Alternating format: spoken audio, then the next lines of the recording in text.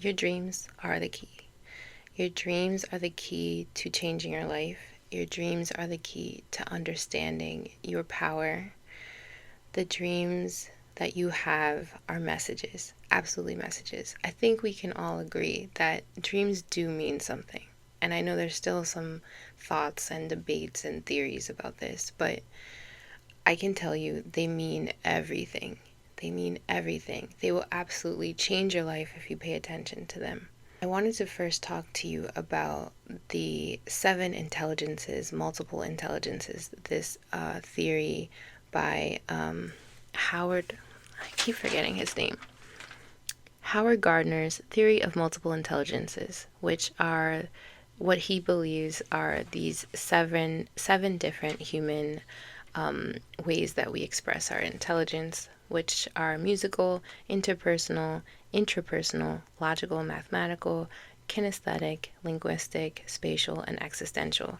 I've seen different ones online, like naturalistic, rhythmic, and I've seen different places say different things. And nowadays with AI, I have no idea. But anyways, I had to learn about these when I was in school for child psychology to become a teacher. And when we had to learn how to approach different learning methods in students, and not everyone's going to be a great test taker, not everyone's going to be great at, running the mile, but there's a way to approach everyone and bring out their intelligence, right? And I remember learning this, and it created a huge wave of relief for myself because I struggled with tests, I struggled with memorization, and I was a very creative person. I was a dreamer. I was extremely, I guess, detached from the way that we were supposed to learn. I had a great visual memory where if there was a picture attached to a fact, I could remember it. But if there wasn't, it was a struggle for me. So, long story short, when I heard this, these different intelligences, I felt like I just wasn't shown the way to foster my own intelligence. And so I made my own. I thought it'd be fun to make my own groupings of intelligences. And I wanted to share those with you. So there's 6 of them. And they kind of incorporate Howard Gardner's, but to me, I feel like true intelligence is not just our individual intelligence, but how it connects to the whole. First, I have creative intelligence, which is, the dreamers, the people who can take cosmic inspiration and create a picture, create a song, create a dance. They were the storytellers. They were also the mathematicians, in my opinion, who can take abstract concepts and numbers and turn it into an invention. And then you have the physical intelligence. So, of course, that's someone who can just scale the wall easily or be able to tell the speed of an arrow passing by, just be able to see something really quickly and be able to imitate the dance. They have just this body-mind connection that you've all seen it. It's amazing that someone can just do this with their body. But I also think it's the midwives, it's the doctors, the healers, who also can understand how exactly to turn a breech baby around and understanding how to get the baby out safely and the mother safely, how to ensure that a community stays healthy, how to ensure that everyone has what they need. Then you have the environmental intelligence, which is someone who can see what the community needs, see what your culture needs, and understand how to use and incorporate Mother Earth and the offerings and the gifts that she gives us.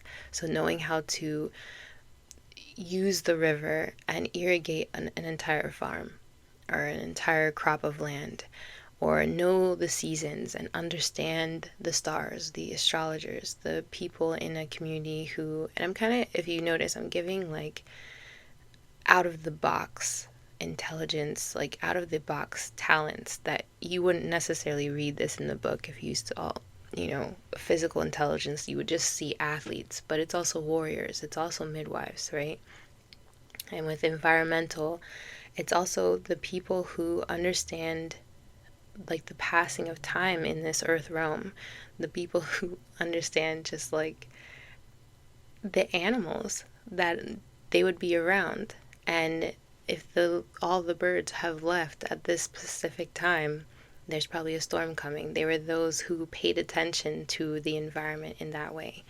And yes, they knew when the soil was not going to be great to harvest or plant anything, and they knew when that nomadic community should move and where they should move to. So this was a strong intelligence. And then the next one I have is moral and communal intelligence. And this is something that I really feel like should be put in there. And when I think of this, I think of elders, and I think of how this intelligence is not valued in society as much anymore. However, it's like the core intelligence that we are missing in today's world. And it is the intelligence of what is right and what is wrong. And if we continue going down the path of a non moral and non communal intelligence, we are creating more and more individual, narcissistic societies where we only are thinking about our own gain. We're only thinking about what would benefit the people who look like us or do the things that we approve of. Whereas these people who have this intelligence, they understand and can foresee the future and think about the past and look at the present and say, this isn't going to be good for our community. This isn't the morally intelligent thing to do right now. So I believe that, those are the leaders. Those are the people who we are supposed to be looking to and trusting, those who have that moral communal intelligence. And then there's source intelligence. And I think in Howard Gardner's, he has existential, so those who think beyond like reality and existence. And then interpersonal, intrapersonal, which is thinking of yourself and thinking of others and how that relates to you. And for me, I'm calling that source intelligence because it's really the connection. You can just combine all of that into the connection of what is all of this, contemplating who am I and who is this person across from me that is like a mirror to me, and they're testing me and they're triggering me, and why is my life this way? So I'm grouping all of that into source intelligence, someone who is just sitting and deeply thinking and deeply sharing their understanding and sharing their thoughts, and that unity that I'm thinking of myself, I'm understanding myself. And so in that, I'm understanding you. And in that, I'm understanding what source and the creative energy that brings us all together, what that is, right? So that's source intelligence. And then the last one is dream intelligence. And that is what this video is about, really. So dream intelligence is something that I feel like, all of these are not linear. They all kind of blend into each other, but it kind of taps onto source intelligence as well and creative intelligence. But dream intelligence would be the people who are able to consciously navigate their dreams and learn from them and explore their power within them, explore like what it means to be out of the body or in another body or in another space, or the messages and the interpretations of what's going on in these dreams. It's like the person who is navigating the unseen, navigating and consciously navigating the symbolism of the dream state. Someone who's just able to observe and connect and bring that intelligence, bring that wisdom back into this realm and vice versa. And so something that I have been thinking with myself, and I encourage you to do it with yourself, is where do I find my comfort zone in these these multiple ways that we can display our intelligence. And it doesn't mean, of course, that we don't have all of these. We absolutely do. But there's probably one or two, as I was saying them, that you felt like, yes, that's where I feel I am shining. That is where I feel like I could do this all day. And learn more about this all day. It's like, where do you find yourself eager to kind of go to school in that area, right? That's where you should be holding space for yourself to grow within that space. You know what I mean? Wherever you find yourself excited to learn more and to express yourself more in that way, that is where you have a strong cosmic intelligence. And I know for myself, as a creative person, I definitely lean towards my creative intelligence, but I lean towards it into the dream intelligence, into that unseen realm where I feel like things are endless and there's so much to learn from my dreams. I feel like I was put on this planet to dream.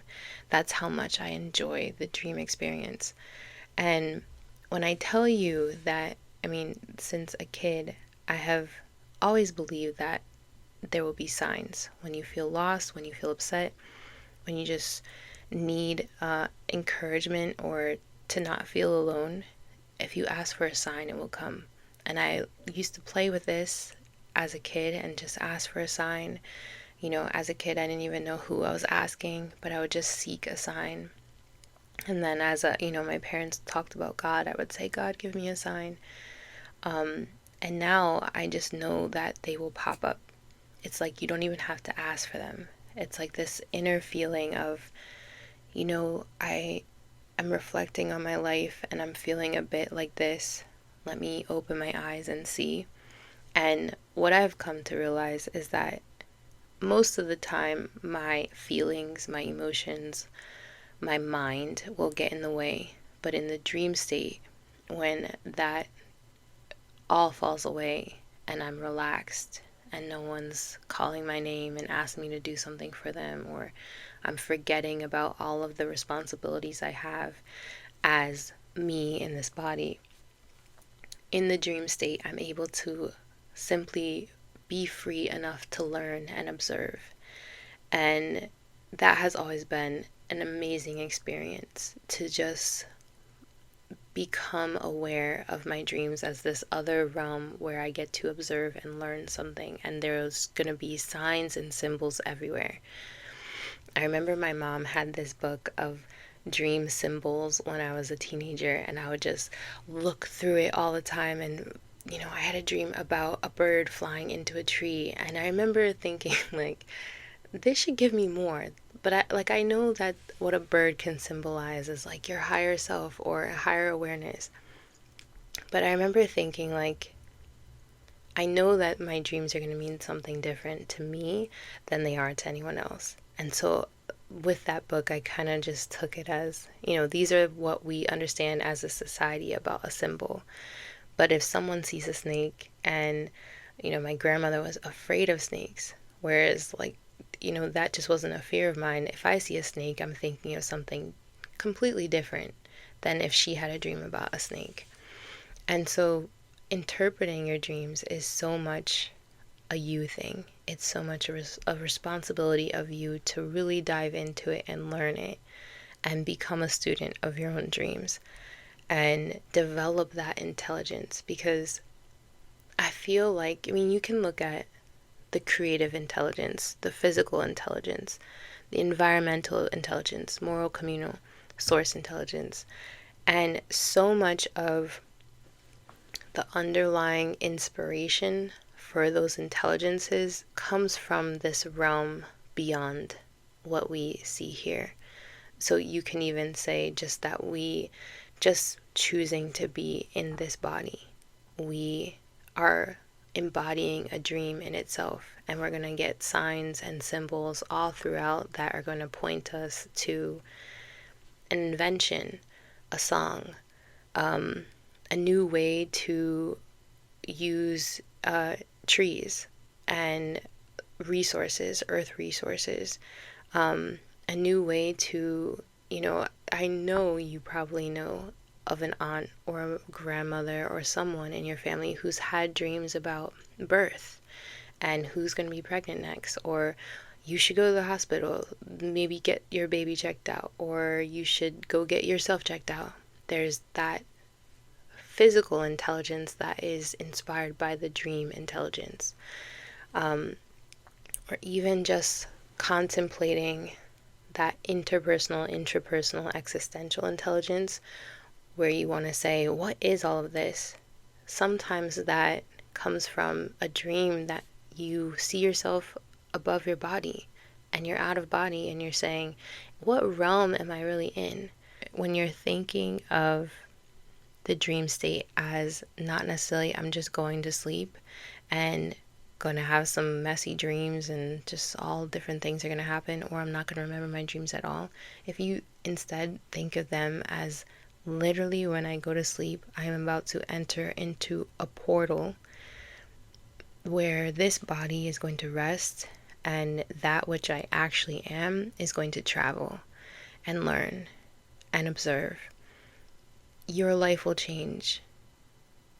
Especially if you look around and you say, this is going to relate to who I am here on earth and the relationships that I have here on earth and the things that I should be doing and the things that I should not be doing here on earth. And if you look around for those signs, those symbols, those words, those people in your dreams and what they're saying to you, you're going to get more and more and more. And it's going to point you into the direction that you need to go. I encourage you to see your dream intelligence as something that you want to develop and see it as a challenge, like almost like you're going back to school in that way, so that every night before you go to sleep, you are preparing yourself to go to school, to develop this intelligence that is within you and will change your life. And you can start with, when you wake up, write down anything that you remember, anything small that you remember, a number, how many people were in the room. And the more that you are creating that mindset of paying attention in your dreams, it's going to help you pay attention to the signs here also in this waking realm. But now in your dreams, you're going to be not hyper alert, because I don't want you to think that you're like worrying and paranoid, but you're just going to have a hyper focus on paying attention and being awake in your dreams in a new way where you're going to be learning. And it's really exciting. I hope you're excited about it. If you have children or you have, people around you, ask them their dreams and allow them to tell you their dreams and take yourself into that dream in a way, so that you can start to say to your subconscious that I want to remember my dreams and I'm bringing value to the people's dreams around me. So now you start to value your dreams.